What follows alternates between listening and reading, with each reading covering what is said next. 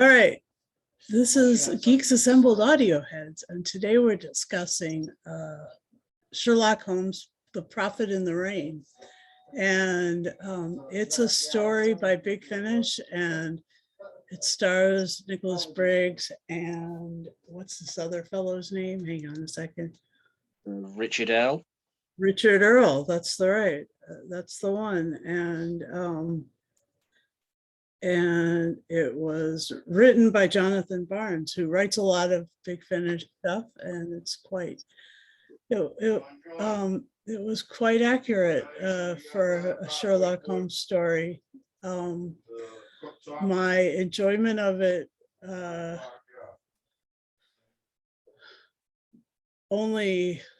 the only thing wrong with it is that it's the first story in a box set, and I'm going to have to buy the rest of this box set now. So for crying out loud, they hooked me. This is it stars Tracy Childs and Jeremy Clyde and some other people, and I'll let this become more organic as we get into this. Lee, what are your opening thoughts on this? Well, as you said, it's a first story in a box set. The box set's called The Sacrifice of Sherlock Holmes. It's The Prophet in the Rain is the first story in this box set. And it takes place in 1921. Yeah. Where Holmes and Watson have gone their separate ways, moved out of Baker Street, and Mycroft has died. Yep. And Watson is attending Mycroft's funeral where Holmes is. This is later on in their lives. The elderly Holmes and Watson in this box set, which I quite like the idea of, because we always see Holmes and Watson as a certain age, but you never see them as the older versions, and so it's good to see some people playing the older version of Holmes and Watson. I enjoyed this. Started off great for me because I love a good seance. Seance really incredible. Oh yeah. And then it says you learn of the society. I mean, this is the first time I've listened to a Big Finish Sherlock Holmes audio, so I'm assuming we should know about the society from previous audios. So, but you don't really have to, because this story drags you in sort of straight away with the action of the seance and stuff like that, and it's sort of explained about the society. Holmes explains all that during the story, and you know me with narration, I can't stand narration, but Watson in the Conan Doyle books was always the one writing the adventures down, narrating Holmes's adventures, and this is what they do on the audio. Watson is writing in his diaries or whatever he writes them in about this. This is what we did today and stuff like that. And then it goes into the action, into the story, which I can live with, because that's how the Holmes legend has always been. Yeah. Watson always, writes down the adventures of Sherlock Holmes. Yeah. So I'm okay with that. It's just those damn narrations all the way through audios that annoys me. I understand. That is why you're not often keen on doing what you call chronicles or. I just like good audio drama. Yes. Get my teeth into it. Yes. I'm not a vampire, but I could, give it a chance. I'd love to be. So yeah, I enjoyed it. It was a good opener for a box set. As you said, I may have to listen to the rest of the stuff. But if this is box set 5, I'm gonna have to go back and listen to the first 4. Right. I'm surprised too. So yeah, that's my opening thoughts on this. I mean, it wasn't too long either. No, it wasn't. And I enjoyed the interplay between these two elderly, sort of more grumpy, sort of more Yeah. slow moving Mm. Holmes and Watsons, because like there was Holmes and Watson are usually like, hyperactive and quite intense and stuff, and this is a little, I mean, they were well played by Earl and Briggs. Yeah.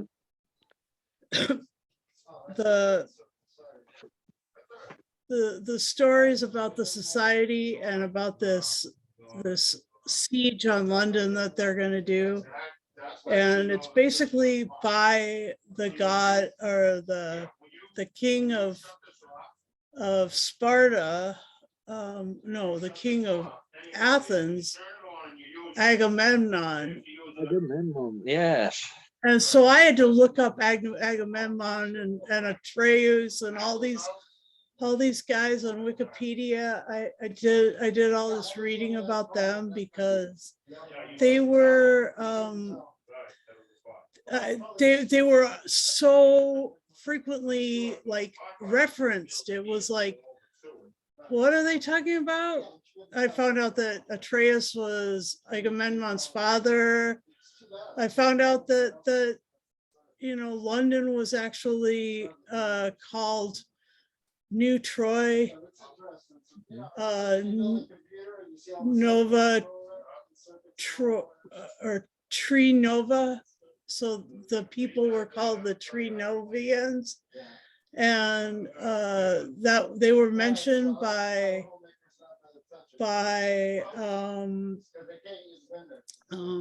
Julius Caesar and by the people who went later.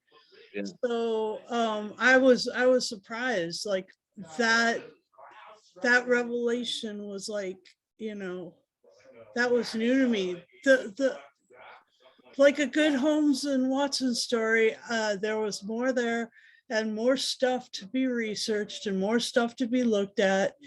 You can totally geek out on this stuff. Yeah. And I got familiar with the whole family and the curses of the reason that it really fits with the secret society is that their whole family, all for generation after generation, this family of Agamemnon was cursed, and each successive generation would do something really, really, really wicked, and then they get cursed, and then more trouble would happen, and the gods would have to intervene. Apparently, like lots of people would have to intervene in their family life because, and so yeah, it fit with a secret society. I was completely in the dark about all of that, and so that's the way it should be with a secret society. Anyway, it was short, it was only an hour long, and you just got rolling and you could see where the story could possibly go, and that was exciting. And so I was looking forward to maybe hearing more. What were your favorite moments, Lee? Well, to begin with, the seance at the beginning just set it up for me. It was so chilling, and when can you feel the hands? Can you feel the hands around your throat? And oh wow, this is a great start to a story. And then you learn about the society has planned so many events happening in London just to disrupt and the English Empire, the government. It's just brilliantly done, and also finding out finding out that Watson's marriage is on the rocks. His third one, I think it is. Yeah. He's on the rocks, and he confides that into Holmes. And what made me laugh was the only safe place in London was Baker Street, which has been turned into a museum. Yeah, they're on about turning it into a place where people come and pay to have a look. Which I think is funny, because I think that that's something that they did do. Yeah, but the 221B Baker Street never existed. The Holmes house never existed, did it? I don't know. Well, Holmes is totally fiction. Yeah, I know, but the house, they built a museum there. Oh, right. I see what you mean. Yeah. Yeah. You know, after the Conan Doyle stories, just to, you know, kind of as a fan place. Anyway. And also Mrs. Kirbish. I'm assuming she's been in previous audios, played by Tracy Charles. We all know from Big Finish audio she's been in quite a few. Right. Tracy, didn't she play Klein? She is Klein. Yeah, she is Klein. Yeah. Playing Mrs. Kirbish, and in this one she sort of becomes like a double agent, and she wants to, what do you call it, sanctuary, doesn't she? She wants to basically defect back from the society. And the way the society got to her was just, when listening to it on the audio, I had to shut my mouth because my mouth had dropped. I thought, oh my God, they've got to her early on in the day or whatever, and now it's happening inside her body. Yeah. Oh my gosh, that was incredible. I mean, yeah. And go on. I mean, I don't know what they put in her to make her. What was it? Was it a transformational something or other? Yeah, it was like a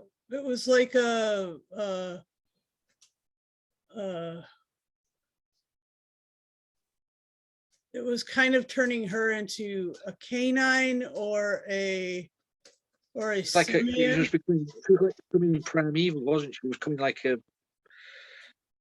primeval species or something. Yeah, like a beast. Yeah. Which I don't know how they would have done it, and what with. Maybe excuse me, werewolf blood or something like that. Yeah, that's true. You know, the society, the society's techniques were kind of what they how Agamemnon's family dealt with each other, like 2 or 3 people ganged up on one person, or one person got poisoned, or there was all these different like things all throughout the generations. Yeah. Including his parents and his grandfather, who basically started with the curse. Yeah, so that was really amazing. And do you have any other favorite moments? Well, they say because Agamemnon only appeared in the beginning, didn't he? With this, in the seance scene. Yeah. And it was played by, there he is, Alan Cox. Yeah. Now he's been in a few Big Finish audios, and his father is Brian Cox. Yes. The original Hannibal. Yes. So yeah, he's been in a few Big Finish audios, and he did for his I'm sure Agamemnon was going to appear in the rest of the box set, but just for that short little thing at the beginning, set it up so nicely for me. Yeah. If this is the way this story is going to pan out, I'll sit down and listen to it, and I did, and I enjoyed it. And what was cool about the story was this was the thing started with a story about tallow, and it was like you know, it was like a before credits or before the theme song played. Great theme, by the way. Yeah. The violin and the and also going to the Mycroft funeral with Holmes doing his piece in front of the congregation. You'd never ever, I mean, I'm trying to think, never seen a Holmes adaptation where he's angry and absolutely is all hell bent on getting revenge. Yeah. And the way Nicholas Briggs portrayed that segment where he was speaking at his brother's funeral in front of the congregation was so out of character of Holmes. Yeah. You He's know, like a grumpy old guy. Oh yeah, and he was adamant he's going to find out who, you know, get to the middle of the society and get his revenge on his brother's death and all like this. And I thought, wow, this is a Holmes what I could really get into. Yeah. Yeah, that was something else. And the speech that he gives was like heart-wrenching. I mean, it was just like, rah. Yeah, that was a lot. There was a lot of passion there, but he was sort of totally unexpected. Yeah. Yeah, and the way that their travels through the city in a motor car. Yeah, which is totally sort of not a Holmes thing, is it really? Because it's usually horse and carriage. Horses and carriages, yes. But that was the Victorian era. The 1921's not Victorian era anymore. No. And cars were just coming in. Yeah, yeah. And the yeah, and the transformation of Mrs. Kirbish was just incredible, because like the way she was like, she was, you know, almost going to give information and then she didn't, and that made, you know, the games afoot, and you know, she wasn't able to in the time that the poison allowed for her, didn't allow her time to reveal the whole plan. Yeah, and also as well, when it was happening, her realization that she'd been got to, that she had been, yeah. And she was like, she suddenly like had a pain in her face, and then her nose started bleeding, and you know, I just thought that you know, but then the fact that she turned primal. And also Watson's distaste of her. He just didn't want anything to do with her, and he couldn't believe that Holmes was working with her. You know, saying, "Yeah, okay, you know, come with us to Baker Street." And Watson just said, "After all she's done in the past, you've been forgiven." And you know, there were loggerheads through this. And so, you know, I don't know if she was in the books, or if she was in the other Big Finish audios, but you're right. There was a sense that there would been a lot of history there. Yeah. And that she had really, you know, chucked it against the English, and she had gone, you know, rogue or whatever. But yeah, and then also the cliffhanger of the piece, when the the explosive device didn't go off. But it was Watson's wife. Watson's wife who was carrying the explosive device. Oh my gosh. Well, what is going on? That, you know, there was a Holmes and Watson story in the show Sherlock where Watson's wife was being used, you know.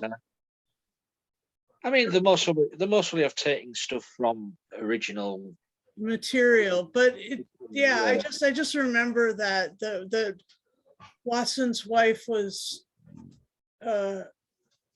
manipulated in one of those stories too.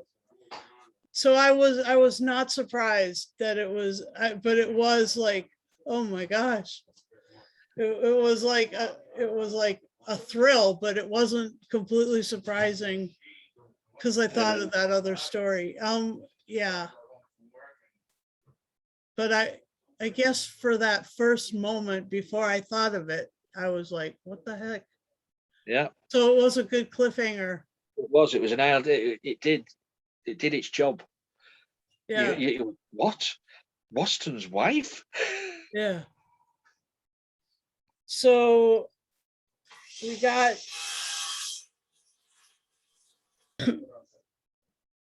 yeah, I'm just gonna keep going with this. The story, the story had a bit of it was a bit like it was a bit like what's it called? The Da Vinci Code. I mean, there was a bit of like, there's a lot of history here. There's stuff that's mixed in with the history. There's stuff with secret societies. And then there is stuff that's like, you know, that's going. Okay, so because of all the secret society stuff, I was like, that really fit. The Dan Brown really fit. Are you is there anything else you'd like to mention about this? Yeah, I mean the title of it, The Prophet in the Rain. I don't know. For the life of me, I've listened to the audio. I don't understand the title. Because there was Okay, here you go. So yeah, I don't know where they get the prophet in the rain from. I mean, I was thinking, is there a prophet in this, or it wasn't? I know it might have been raining in London, but Okay, so the only other thing yeah, is that why I don't know. Yeah, that's a good question. But apart from that, I enjoyed it as my first listen to a Big Finish Sherlock Holmes. So yeah, me too. Yeah, I enjoyed it. It passed an hour and it went quickly. And what would you rate this out of 10? Well, since it's the first one I've ever listened to, and I'm assuming there's all the other stories that are out there are as good as this or even better, I'm going to give this 8 Professor Moriarty's out of 10, even if he's not in this. Yeah, even if he's long gone. Mm. And I will give this I'll give this 9 Watson's Wives out of 10. He didn't have 9. Well, he only had 3, but 3 times 3. No, but there was, yeah, I really, I liked it, and it's still available for free on the Big Finish website. So knock yourself out. This is why we listen to it. This is why We're just cheap. it was cheap, and it was fun, and we were on a Sherlock Holmes weekend. So, yeah. I'm glad you enjoyed our weekend with us. Please stay tuned next week. We're doing a short Robert Carlyle with some Ravenous and some Plunkett and McLean. And I'll bring me drill. Okay, and so we're headed back to back into the 1800s again. So yeah, done with the 1900s again. Enough of this 20th century stuff. Oh, no, Yeah, and thanks for watching. Thanks for watching our video. Right, put it Please. on pause. Sorry about that. So yeah, and we're starting this again because we keep getting interrupted. And I know that it may not seem that way, but you will hear these loud noises and then it'll jump back. It'll jump ahead. We just pause the video and keep going. So yeah, thanks Lee for listening to Sherlock Holmes, and thanks for having a Sherlock Holmes weekend with us this weekend. Pleasure. I enjoyed it. It was good to see Ethan on the podcast. Not yesterday, we'll say Friday, and so that was great. And we can we're still debating what we're doing in 2 weeks. I don't know if it's going to be well, it's going to have something to do with Paul Darrow, that's for sure. Because it's something that's totally needed, and in Susan's life, in my life. And then I'd like to encourage you to subscribe. Since you found this video randomly, I'd like you to subscribe to our channel, hit the notification bell, and then whenever we put out content, you'll be aware of that. You'll be notified of that. And then also, let us know who your favorite iteration of Sherlock Holmes and Watson are. And also let us know what you think that Sherlock Holmes would never do. And that's kind of fun because of how angry he got at the funeral. And what else, Lee? Oh, we're on social media everywhere. Yep, Twitter, Facebook, YouTube, of course. Yeah. Hello. Yeah. If you want to be part of the team, just message us. We're all over the place. Yep. And stay tuned this next week for Robert Carlyle weekend. Yay. Anyway, have a great one. Bye-bye.